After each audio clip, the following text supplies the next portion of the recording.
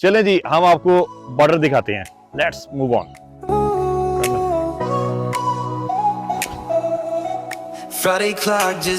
Sir जी, मैं इस वक्त जो है ना वो यहाँ से मेरे जो बॉर्डर है वो तकरीबन आधा किलोमीटर दूर रह गया और आधा किलोमीटर दूर मैं आपको ये दिखा रहा हूँ कि यहाँ पर खेती बाड़ी किस तरह से की जाती है। ये जो है ना वो सोलर प्लेटें रखी हुई हैं यहाँ पर, ये अच्छी चीज़। और ये बैटरी जो है ना वो साथ रखी हुई है और ये जो है ना एक मोटर है जिसके थ्रू ये जो पानी आ रहा है। ये देखें जी, ये एक मोटर है जो रखी गई है और ये जो है ना इसकी इन्वर्टर है, इन्वर्टर ही है ना? इन्वर्टर है, हाँ जी, ये इन्वर्टर है और ये सोलर प्लेटें जो है ना वो आजकल जो काफ़ी सहूलत है।